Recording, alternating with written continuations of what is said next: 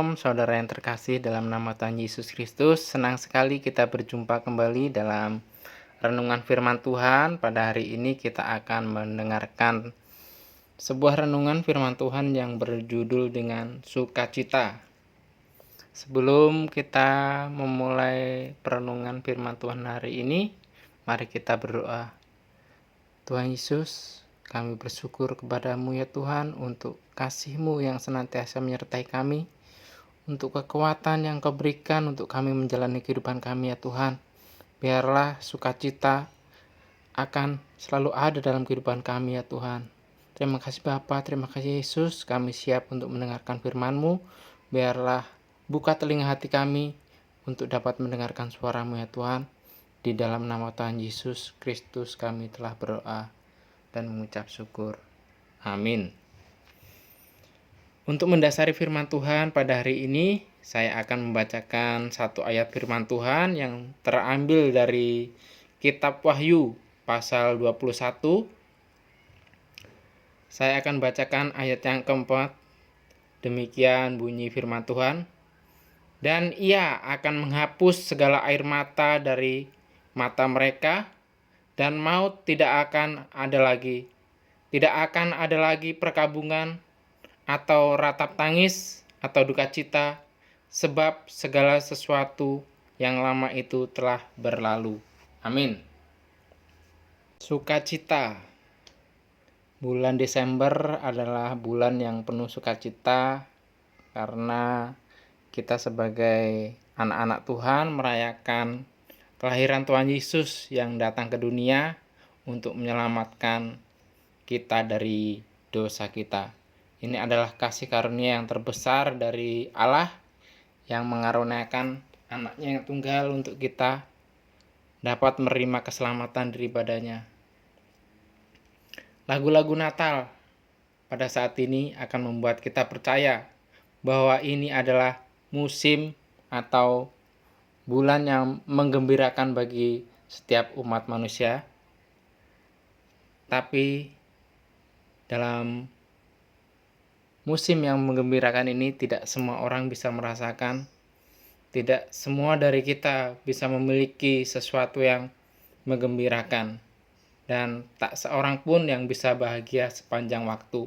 Karena ada masa-masa di mana kita harus bersedih. Bagaimana ada waktu juga kita akan bersukacita. Dan musim-musim waktu itu tidak akan sama.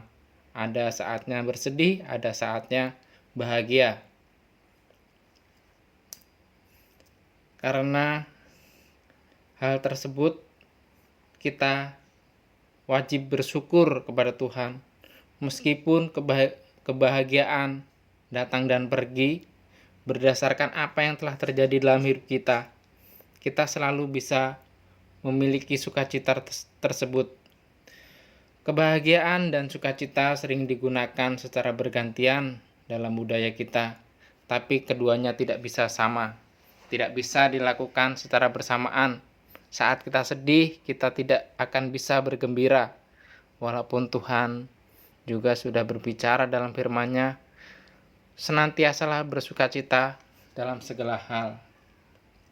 Kita mungkin merasa senang ketika cuaca nyaman, atau sebagai orang tua kita melihat anak-anak kita patuh kepada kita, atau sebagai keluarga yang utuh kita bisa menikmati liburan bersama keluarga, atau saat kita membeli sesuatu kita akan merasakan bahagia, kita akan merasakan kepuasan tersendiri dalam emosi hati kita.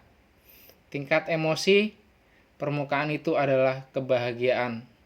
Emosi yang saat tersebut kita merasakan sukacita adalah sesuatu yang lebih dalam. Jadi apabila kita merasa puas, merasakan hal-hal yang nyaman dalam hidup kita, kita bisa namakan musim tersebut adalah musim yang berbahagia dalam hidup kita. Sukacita adalah suatu yang jauh lebih dalam. Ia tidak langsung. Ia tidak ada hubungannya dengan hal-hal nyata di dunia ini. Itu hanya didasarkan pada Kristus. Sukacita ditemukan dalam keselamatan kita dan dalam pengorbanan untuk menjamin kekekalan kita. Jadi, saudara-saudaraku, Tuhan Yesus memberikan sukacita. Sukacita untuk apa? Untuk keselamatan yang Tuhan berikan kepada kita, agar dalam pengorbanan Tuhan kita Yesus Kristus nanti kita akan mendapatkan jaminan bahwa kita dapat hidup kekal bersama Tuhan Yesus di surga. Pada saat-saat terakhir sebelum Yesus mati, salah satu penjahat juga disalibkan bertanya, mengapa Yesus tidak menyelamatkan dirinya sendiri jika dia benar-benar Mesias? Itu pertanyaan yang wajar. Mungkin pada saat itu sebagai orang yang tertekan, mungkin wajar kalau pertanyaan tersebut keluar dari seorang penjahat yang bersama-sama pada waktu itu disalibkan oleh Yesus. Siapapun yang telah menyaksikan pemeragaan penyaliban Romawi, dan terutama seorang yang mengalami rasa sakit mengerikan yang sama, akan menanyakan pertanyaan yang sama. Mengapa memilih untuk menanggung ini jika Anda tidak harus melakukannya? Dalam surat Ibrani kepada orang Ibrani, Rasul Paulus mengatakan bahwa Yesus menanggung salib untuk sukacita yang disediakan di hadapannya. Jadi, Yesus menanggung beban berat, menanggung dosa kita untuk menyediakan sukacita nanti untuk kita di alam kekekalan nanti bersama-sama Tuhan. Karena Tuhan Yesus tidak mati dengan cuma-cuma.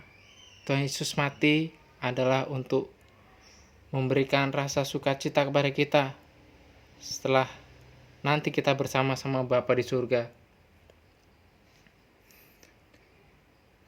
Yesus menderita tekanan mental, emosional, dan fisik yang sangat menyiksa, yang mungkin saudara-saudara dan saya tidak bisa bayangkan betapa sakitnya, betapa menderitanya Yesus saat akan disalibkan. Dia tidak disalibkan dengan kebahagiaan, tapi dengan sukacita. Yesus tahu apa yang nantinya adalah kekekalan bersama Bapa dan persekutuan dengan kita. Dia bersukacita mengetahui bahwa kematian dan kebangkitannya adalah mengatasi pengkhianatan, sakit hati, penderitaan, dan kematian dunia ini. Kita bersukacita karena alasan yang sama. Bahkan di musim yang paling sulit sekalipun, kita memiliki sukacita karena kita tahu bahwa kita memiliki harapan dan masa depan yang kekal bersama Yesus Kristus.